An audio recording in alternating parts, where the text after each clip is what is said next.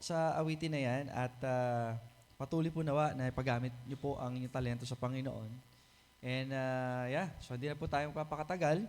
Tayo po mag-aaral na ng salita ng ating Ama. And I'm encouraging you to open your Bibles in Hosea chapter 1, reading from verse 1 hanggang verse 3. Hosea chapter 1, reading from verse 1 hanggang verse 3. Okay. Babasahin ko po sa King James Version. Medyo eerie kapag sa Tagalog ko babasahin. Okay? Kaya hayaan niyo po kung basahin ko na lamang po ito sa wikang Ingles, sa King James Translation. At ganito ang ating matutunghayan. The word of the Lord that came unto Hosea, the son of Beeri, in the days of Uzziah, Jotham, Ahaz, and Hezekiah, kings of Judah. And in the days of Jeroboam, the son of Joash, king of Israel. The beginning of the word of the Lord by Hosea, and the Lord said to Hosea, Go, take unto thee a wife of whoredoms, and the children of whoredoms, for that the land had committed a great whoredom. So, ano sabi dyan? Departing from the Lord. So, sa verse 3 hanggang A lang tayo. So, he went and took Gomer, the daughter of Tiblaim. Tayo po'y manalangin. Muli, Ama, kami po'y nagpapasalamat sa oras na ito. Humingi po kami ng kapatawaran sa aming mga kasalanan. Tulungan niyo po kami na sa aming pong pamumuhay ay kilalanin po namin ang bawat salita, kaisipan at gawa na amin pong sinasabuhay at makita po nawa namin na aming sarili kung hindi po ito sumasang-ayon sa iyong kalooban. Dalangin ko po, Panginoon, na patuloy po nawa na kami ay magkaroon ng sensitivity and at the same time ng boldness to change our ways, O God, through your word and by the moving of the Spirit. Father, we ask that you continue to lead us in the way everlasting. Lord, hiningi ko po na minsan papangunahan niyo po kaming lagi. Ang banal na Espiritu, malayang kumilos sa aming kalagitnaan. Lahat ito ay aming dalangin sa pangalan ni Jesus. Amen and amen. Mari po tayo maupo. The Way to Obedience. It's a simple title, The Way to Obedience. Sabi po ng Galatians chapter 6, verse 7. Tingnan nga natin. Galatians chapter 6, verse 7. Sabi dyan, Be not deceived, God is not mocked. Ang ibig sabihin yan, anong ibig sabihin dyan? Hindi daw natin maloloko ang Diyos. Paano mo nga naman lolokohin ang isang, alam mo yun, entity na siya ang may likha ng lahat, siya ang nakakaalam ng lahat, at siya may control ng lahat. So, that statement gives us an idea that when we try to fool God, lokohin ng Diyos, we're actually fooling ourselves instead of fooling God. Amen? Kung iniisip mo na maluloko mo ang Diyos, nagkakamali ka. Sapagkat kung feeling mo niloloko mo ang Diyos, niloloko mo yung sarili mo. Amen? Ano pang sabi dyan? Be not deceived, God is not mocked. For whatsoever a man soweth, that shall he also reap. So that is the general rule. Okay? Ganun na talaga. Kung ano yung itinanim mo, ang sabi dyan, yun din yung aanihin mo. Okay? So you must understand, believers in Christ, na ang pagsunod natin sa Panginoon ay meron pong ibubunga yan. Ang pagsuway sa Panginoon, therefore, may bunga din yan. So, anong pinagkaiba nito, Pastor? Ang mahirap, ang akala mong sumusunod ka sa Panginoon, pero in reality, hindi pala, may bunga yan. Kasi may mga pagkakataon na akala mo sumusunod ka.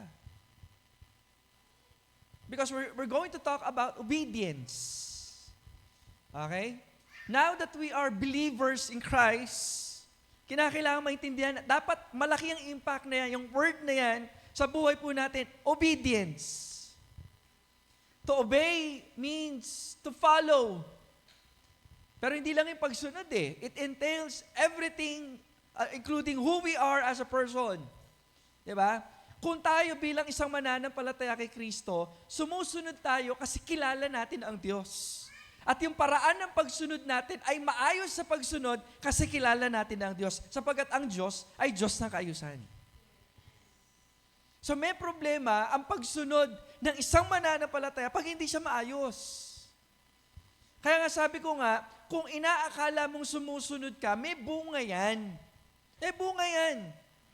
Imposible na sumusunod ka sa Panginoon, tapos pangit yung bunga. Nagigets po ba ninyo? I'm not saying that the level of the fruit ay kagaya ng pagsukat natin sa sanlibutan. Hindi po ganon. Sapagkat ang pagsunod natin sa Panginoon ay nagbubunga po ito ng magagandang bagay. Kapayapaan, pag-asa, kagalakan na kailanman hindi kayang ibigay ng mundong ito. At kayang ibigay ng Diyos kung susunod tayo ng tama. Amen?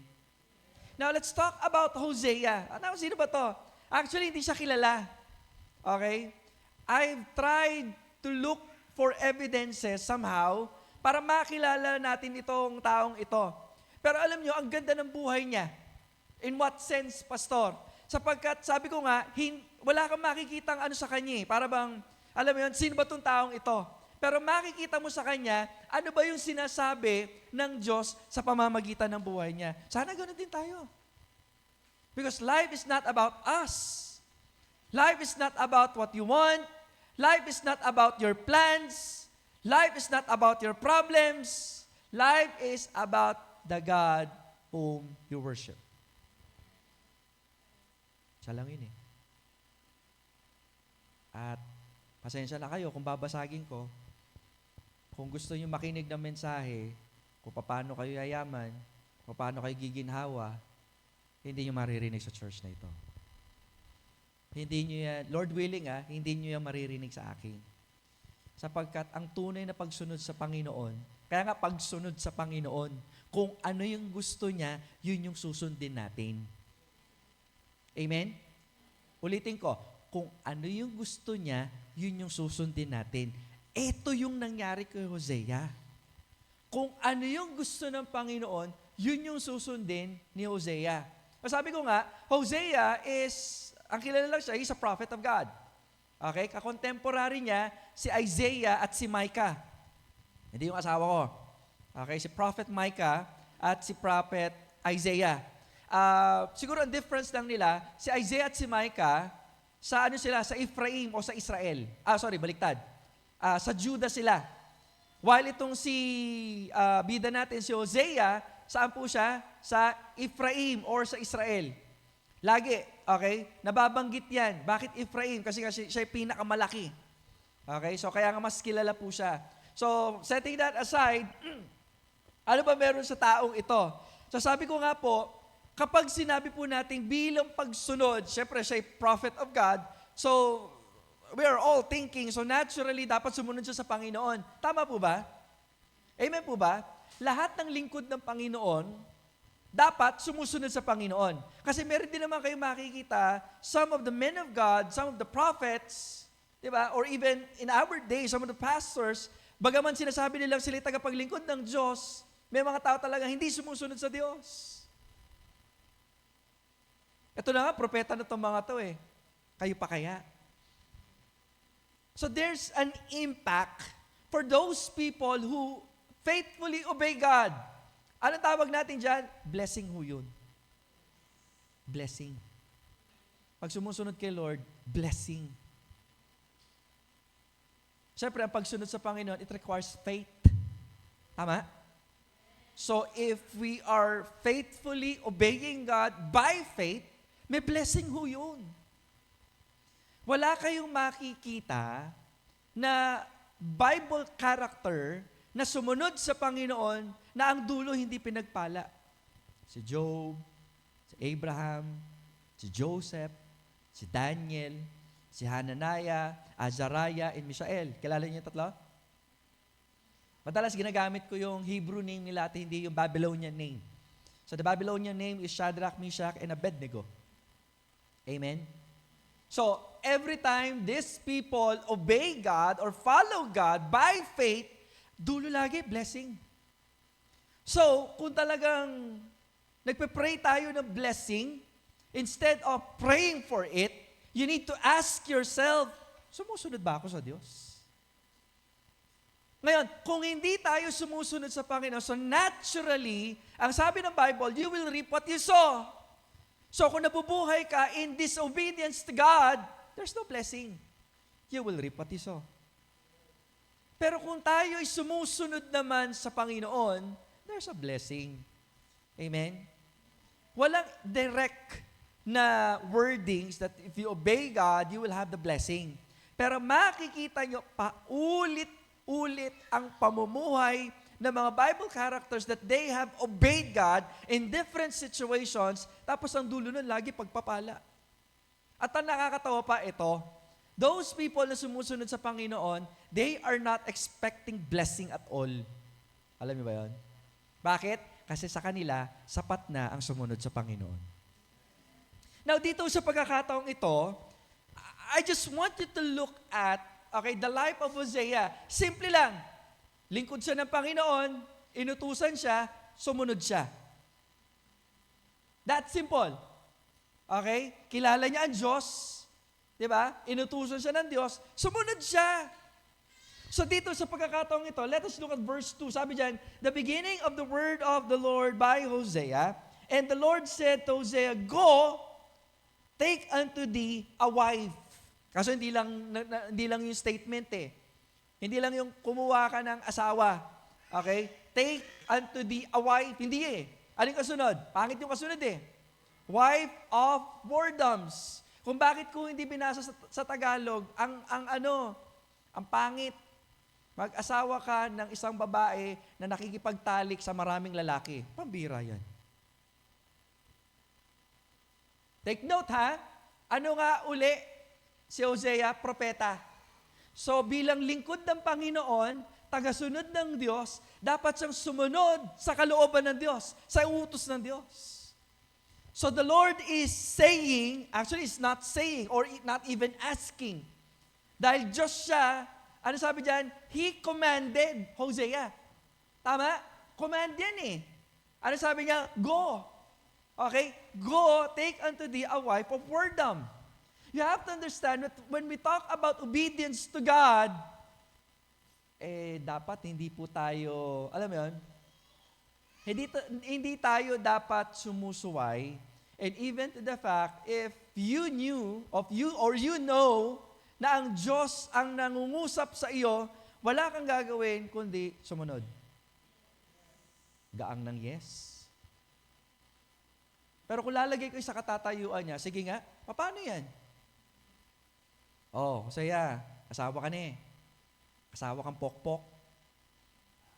Yun eh. Pwedeng sabihin ni Hosea, Lord, gusto ko mag-asawa, pero baka naman, alam mo yun, pwedeng, alam mo yun, mag-preach ako about the Israel being unfaithful to you, tapos mag-asawa na lang ako ng, alam mo yun, Jew na kagaya ko. Because you must understand, hindi biro nire-request ng Panginoon. Kasi when we talk about, ayan kasi sabi dyan, no? Wife of whoredoms, okay, and the children of whoredoms. Anong ibig sabihin nito? Siguro yung trabaho ng babaeng ito, hindi niya lamang fully na-embrace, kundi, alam mo yun, talagang naging pamilya na. So, in short, walang any good influence ang pwede makapagturo sa kanya because all throughout ang alam niya lang tong trabaho na ito. Ang makipagtalik sa maraming lalaki. Pangit, no? Bakit ito ginawa ng Panginoon? To send a message. Ano yung message? Kagaya ng Israel, na meron silang Diyos, hindi sila naging tapat, at sumamba sila sa maraming Diyos-Diyosan.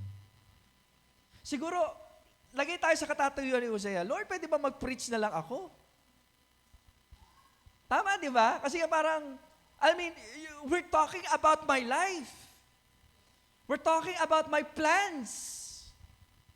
We're talking about my children. Ano sabihin ng ibang tao? Propeta ako. Alam mo yun? Asawa ko may sideline. Nagigets ninyo? So kung titignan po natin, ang obedience ni Hosea, parang sa atin po yan mga kapatid eh. Okay? Tatandaan niyo po ito ha. When we are obeying God, kapag tayo ay sumusunod sa Panginoon, hindi na natin dapat kinoconsider yung sarili po natin. You're not thinking about your life, you're not thinking about your plans, you're not thinking everything that you have. Kasi nga kapag sumusunod ka sa Panginoon, buong tiwala ka na anuman ang sasabihin ng Panginoon, magtitiwala ka at susunod ka lang sa Kanya. Ang bigat. Hindi madali ito. Pwede na kasi sabihin amen ng amen. Pero kung tatayo ka sa katatayo ni Hosea, hindi mo madali ito. Hindi madali ito mga kapatid. Okay? It is difficult to obey. Ang hirap sumunod. Why? It is difficult to obey God if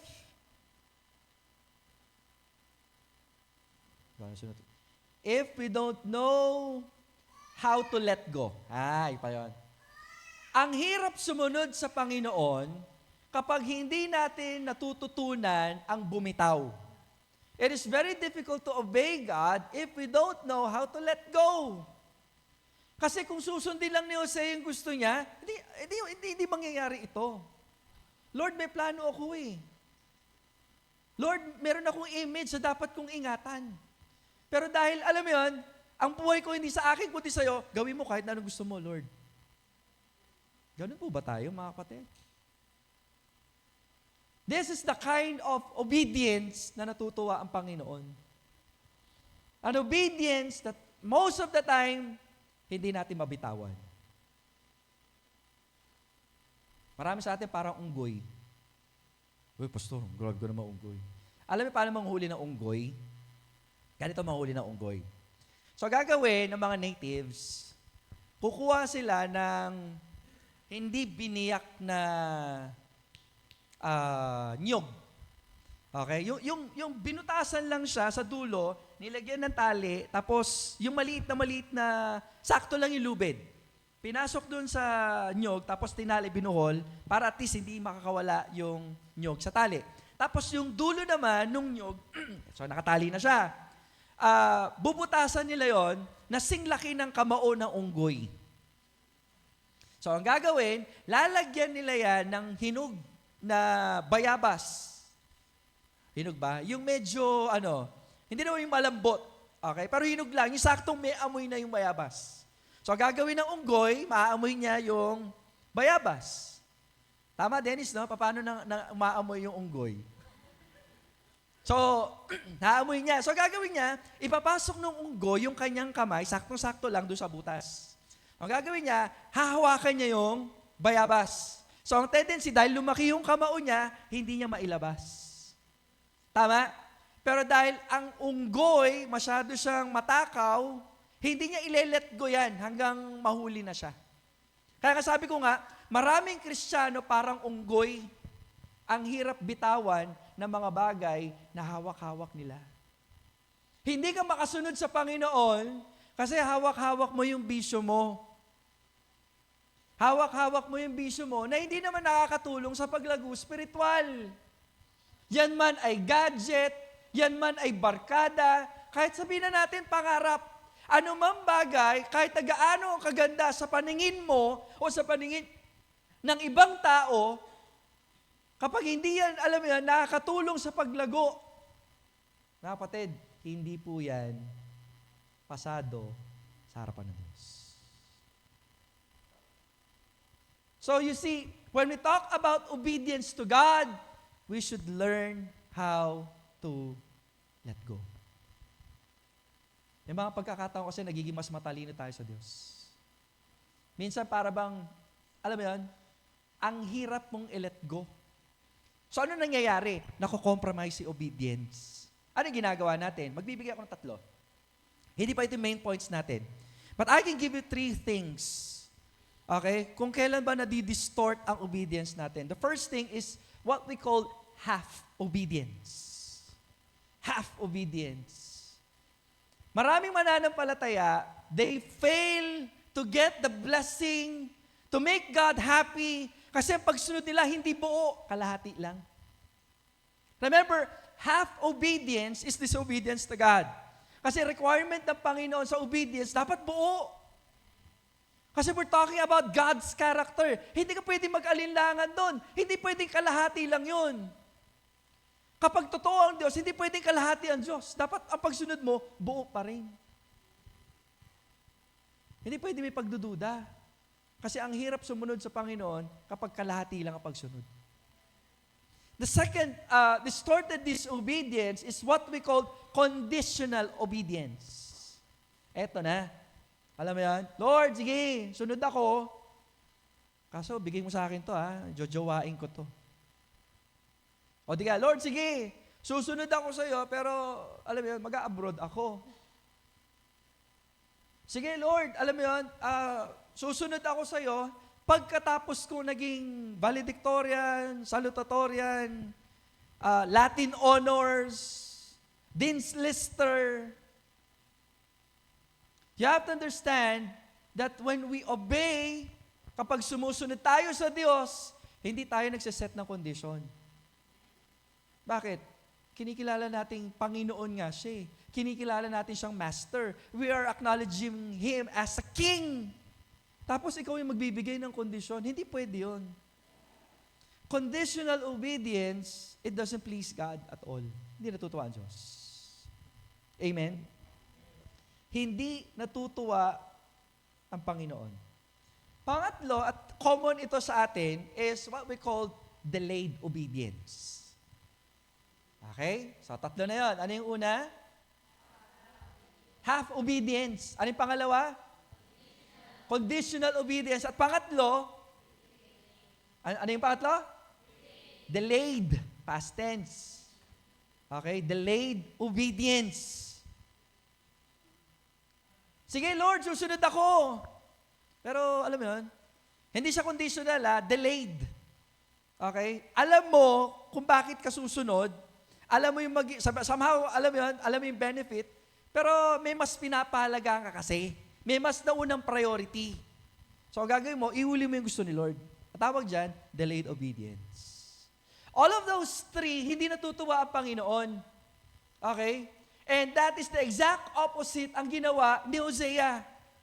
Okay? Pwede naman kasing sabihin ni Hosea, pwede ba, Lord, sige, jowa lang kami. Pero, di ko papakasalan. Di ba? Testimony ko yung nakataya dito. Kasi hindi yun ang ginawa ni Hosea, tama? Pinakasalan niya. Hindi pa nga yung sabi ni Lord, kinakailangan magkaanak kayo. Imagine mo yun. Dahil mabuting taong ito, siguro iniisip niya rin, ano magiging buhay ng mga anak niya kung ganun yung nanay nila. And in fact, hindi siya yung may control ng pangalan eh. Sino nagbigay ng pangalan? Si Lord. Tama ba? Ano yung mga pangalan ng mga anak nila? Si Loruhama at si Loami. Tama ba? Loruhama, Loruhama, yan. Ang ibig sabihin, I will no more have mercy, ang sabi dyan. At yung pangalawa, sa may pangalawa, Loami, tama? Anong verse yun? Labo ng mata ko. Verse 9. Then God said, call his name Loami. Sabi dyan, for ye are not my people. In short, instrumental lang ang buhay ni Hosea. Siguro marami nagsasabi, wala bang sariling control si Hosea sa buhay niya? Mga kapatid, bilang tagasunod ng Panginoon, mas alam ng Diyos ang kanya ginagawa. Kung kayo, babasahin niyo to, na ang thinking ninyo, it's all about you, ganun yung thinking ninyo. Kawawa naman si Hosea, ba't ganyan yung nangyari? Pero tatandaan nyo, the Bible is not because of you. It is not for you. Although it's not intentional, para bang alam mo yun, instrumental lang kasi tayo eh. Kagaya ni Hosea. Kasi nga, kinakailangan makita dito, ano ba yung setup dito, na ang Israel, hindi sila sumusunod sa Panginoon. Na dapat sumusunod sila. Kasi na-highlight kasi dito yung mensahe ng Diyos sa Israel. Actually, di nga na-highlight dapat yung kay Hosea. Makikita nyo? Pero dahil sumusunod lang siya, kung ano yung nangyayari, yung gagawin niya. In fact, ang daming hirap na pinagdaanan ni Hosea. Na gabi, kinakailangang, alam mo yun, hanapin niya yung asawa niya kasi tumakas. Nasaan? Nasa ibang lalaki. Meron pa nga punto, alam mo yun, dahil nagpakasasa itong asawa, si Gomer, di ba? Nakuha siya ng iba, so kinakailangan niya pang bayaran para lamang makakuha uli yung kanyang asawa. It paints the picture na kahit na anong dumi, kahit anong ginawa ng bansang Israel, pinapakita dito, hindi yung ang tawag dito, hindi dahil tinotolerate ng Diyos, kundi pinapakita niya, ganong kabuti ang Diyos. Grabe.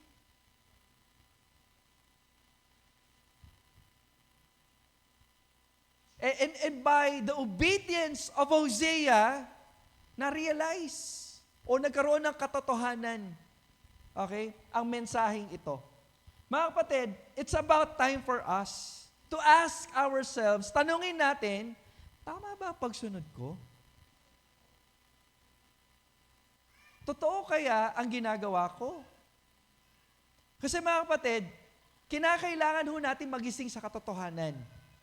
Okay? Kaya ang introduction ko po kanina, be not deceived. Huwag kayong padaya. Sapagkat, ano sabi doon? Hindi nyo maloloko ang Diyos.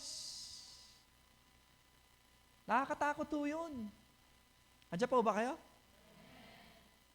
God cannot be mocked. Sabi daw, kung ano ang itinanim mo, yun ang aanihin mo. Hindi ka tapat? Okay. You will reap what you sow. Now, tatapat ka naman? Okay. You will reap what you sow. Diba? That's the principle. Ngayon, huwag kayong magreklamo kung pangit ang inaani ninyo. Hello? Huwag kayong magrereklamo kung pangit yung inaani dahil sinasabi ko sa inyo, pangit ang itinanim mo. Kasi kung nag-e-expect ka na magandang ani, dapat magandang itanim mo. And the best way for us to reap good things in life is to obey God. Pagsunod natin sa Diyos. Dito tayo papasok. Matthew chapter 16, verse 24 and 25. Matthew chapter 16, verse 24 and 25. Tingnan natin to. Then said Jesus unto his disciples, take note ha, sino yung kausap niya? Disciples. Meaning, followers. It's a relationship between the teacher and the student. Okay? Yun ang ibig sabihin ng disciple. Nagigets po ba? Magkaiba ang mentor sa disciple. Alam niyo ba yan? Kapag sinabi yung asing mentor, we are talking about a craft. Isang, sabihin natin, job, isang duty, na kinakailangan mong i-master. Therefore, i-mentor kita para maging ganun ka. Nagigets niyo? Halimbawa, kung ang gusto mo is maging magaling ka sa woodworks, I will mentor you to become a good carpenter. Discipleship is different. Discipleship refers not to a craft, but to a person. The person of the Lord Jesus Christ. Ibig sabihin, hinahanda ka para maging kamukha ni Kristo. Bakit? Christian tayo eh. Christian means a follower of God. So kapag hindi nakikita si Kristo sa iyo, baka ibang tinanggap mo. Amen? Lagi ko sinasabi to eh. It always follows the way you act from your identity. Tama? Lagi, ano yan? Hindi pwede paghiwalayin yan. Okay? Your activity, always, lagi, magkaparehas yan ng iyong identity. Kung pinapakilala mo ang sarili mo sa Diyos, that's your identity, and your activity is different from your identity, niloloko mo yung sarili mo. Niloloko mo yung sarili mo.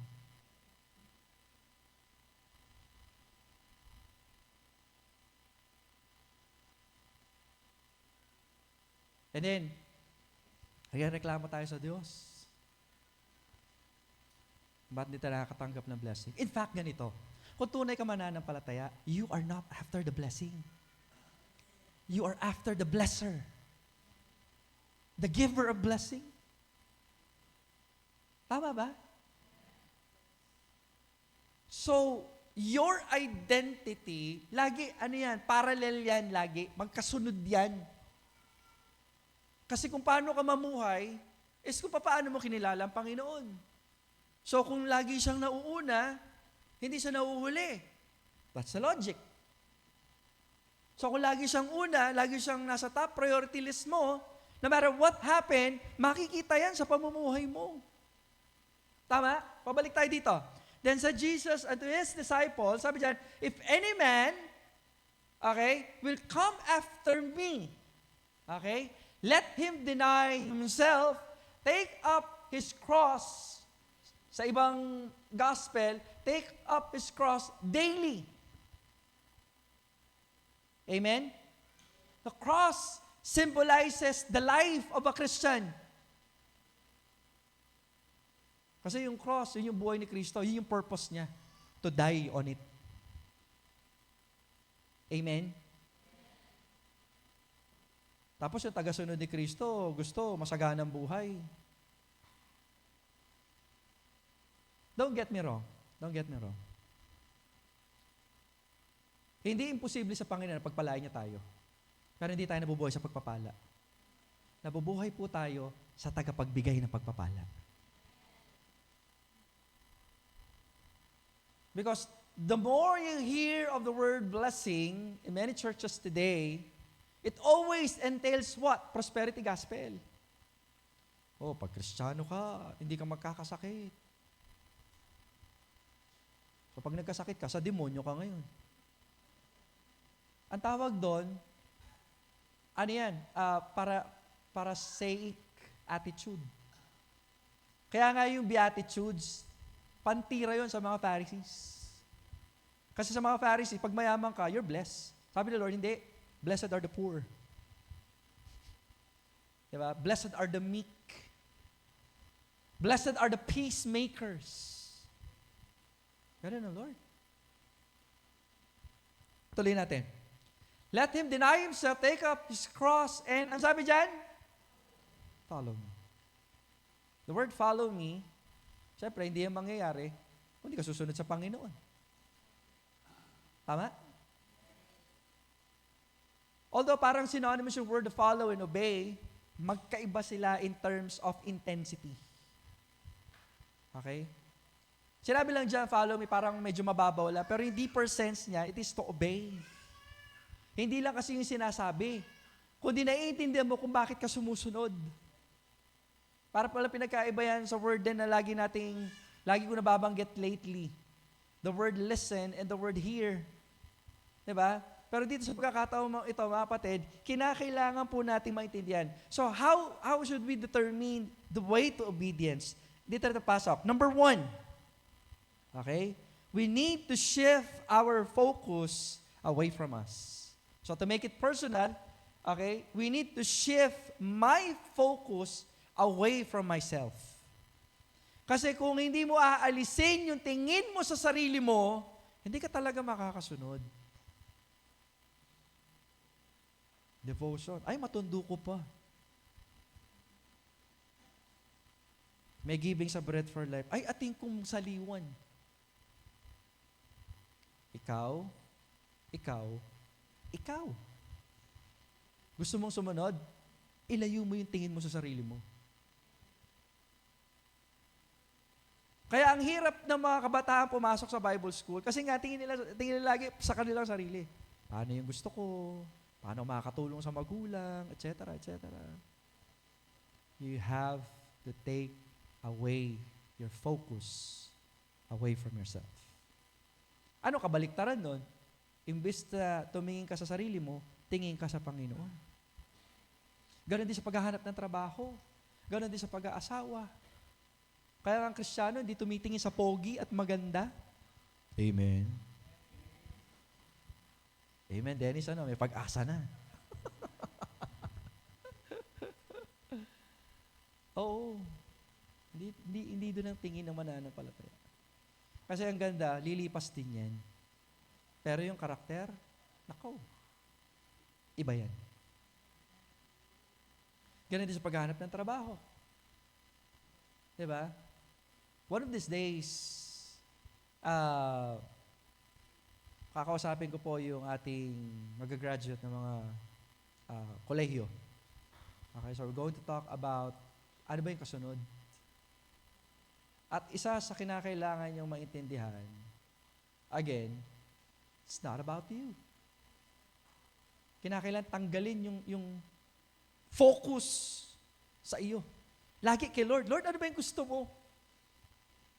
Ang mundo kasi, ano ba yung gusto mo? Diba? Kaya nga yung mga slogan, just do it. Anong logo yun? Kita nyo, alam nila. Just do it. Follow your heart. Wow. Follow your heart. Tapos, magpo-post ka, niloko ka ng asawa mo. Uy, alam nila. May tumawa. We need to shift.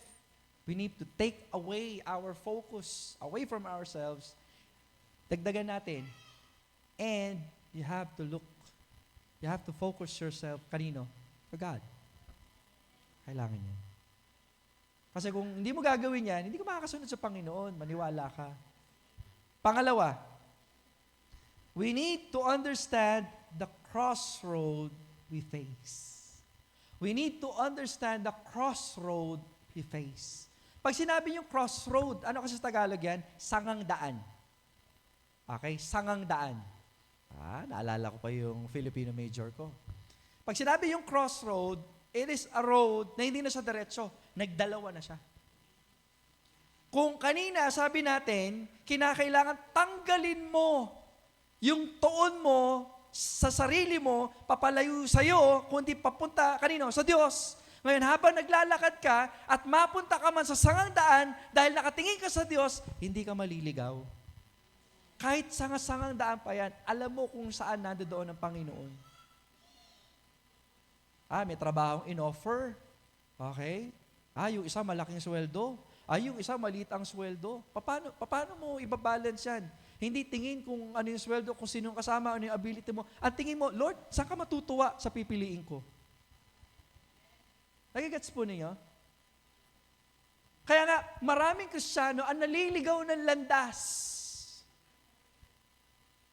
Bukod sa hindi na sila nakatingin, nakatuon sa Diyos, pagdating ng punto na pipili na sila, kasi nga, sa pagpipili, kinakailangan ng talino. Tama ba? Kaya ngayon namimili ng hindi maganda, walang talino yon. Paano ka magkakaroon ng talino? Magkaroon ka ng takot sa Diyos. The fear of the Lord is the beginning of wisdom. And in this life, you need wisdom. Kasi yung wisdom na nanggagaling sa Diyos, iba sa mundo.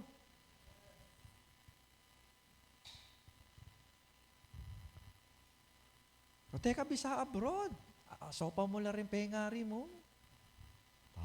Parang naman, ano? So, mag-abroad ka, makapag-tights kang maragul.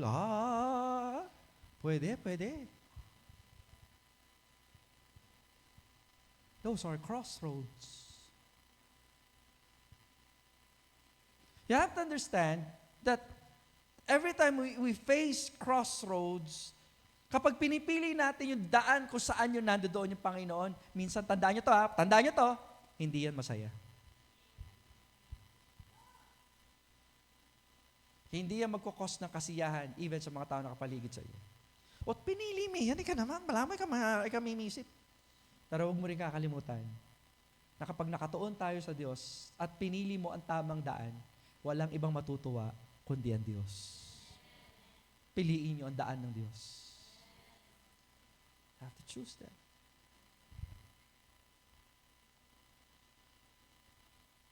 Ano pa dapat natin tandaan? When we are facing a crossroads, there's a lot of temptations. Dito ka na lang.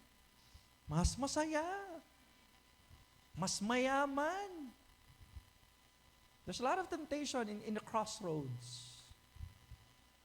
Kaya sabi ko nga, you need to have wisdom. It comes from God. You need to have wisdom. Tama yung sinabi ng angel kanina. Minsan mapapatanong ka, pinili mo ang Panginoon. Tapos makita mo yung mga kaklase mo, nagsisiyaman. Kayo mainggit. Sapagkat kung alam mo sa sarili mo na pinili mo ang Diyos, walang pagsisisi yun. Dahil napasaya mo ang Panginoon. Yung kasiyahan dito sa lupa, panandalian lang yan. Pero at least, darating sa punto ng buhay mo, na kapag pinili mo yung tama, oo, iyak ka, panandalian, minsan nakakaramdam ka ng inggit, okay lang yun, natural lang yun bilang isang tao. Pero at the end of the day, maiisip mo, Lord, ginagawa ko po ito dahil mahal ko po kayo at gusto ko kayong mapasaya. Sometimes, when we go to the crossroads, it's a lonely road. Kasi hindi lahat gusto yung daan na yun eh. Nakikinig mo ba kayo? Hindi lahat dinadaanan yan. Pero tatandaan mo, kapag naglalakad ka mag-isa, hindi ka talaga nag-iisa. Kasama mo ang Diyos. That's the beauty of obeying God. Number 3 and last. Dito tayo magwawakas. If ever man, di ba, we're facing crossroad. At some point in your lives, talagang di ka pamalago o out of weakness, nakapili ka ng maling daan. And, alam mo yun, somehow, pinipilit mo yan. Siyempre, bilang isang tao, nagkakamali tayo, nagkakasala tayo. Anong gagawin natin? Number 3, if you are lost, you have to retrace your step back to God. If you are lost, kung ikaw ay naligaw, you have to retrace your steps back to God. Bakit? Naghihintay lang ang Panginoon. Mga kapatid, marami na akong Kristiyano, even in our church, ang naligaw ng landas. My prayer as your pastor is for you to somehow, alam mo yun, detect, somehow for you to realize na ang Panginoon naghihintay lang. Amen po ba yun? Hindi madali ang magbalik sa Panginoon. Hindi madali. Kung paano ang paglakad, di madali. Pagbabalik sa Panginoon, di madali. Walang bagay sa mundo na hindi madali. Pero kung bakit natin pinipili yan, yan yung daan ng buhay. Yan yung daan papalapit sa Diyos.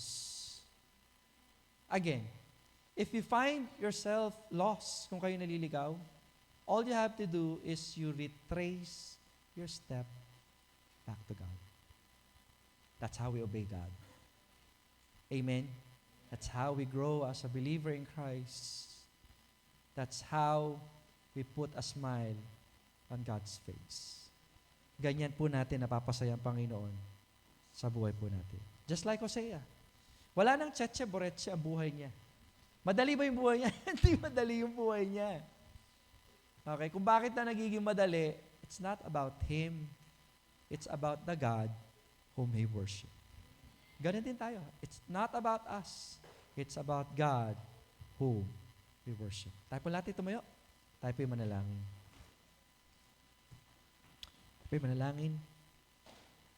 Muli, Panginoon Diyos, salamat po, Ama, sa gabing ito. Panginoon, pinag-usapan po namin ang patungkol sa obedience. Father, we ask that you continue to give us the wisdom. Did nobody see my poppycock post? Marami po kami There was no clappy napipili. claps on it. Make sure you track your time on Fireplace. Then, There are ping me on lots of SmackDown. crossroads in Guys. your path, O God. We don't need Lord, kung wala po ang inyong kalinuhan, karunungan sa buhay po namin, we always make a wrong choice. Matanggal po nawa namin yung focus sa aming sarili. Lord, kung sa aming kalagitnaan, meron pa rin bagay na hindi po namin maisuko sa inyo, hindi namin mabitawan. Obedience means letting go. Letting go of my plans, letting go of my life. Lord, help us. Help us to obey, to follow, to pick up our cross, to deny ourselves, to pick up the cross, and to follow. Ito po yung buhay po natin. Hindi po naman kami magkamali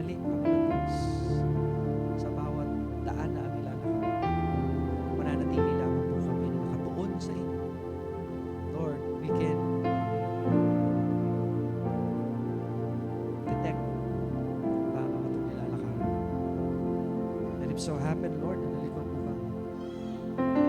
Guide our feet back to you.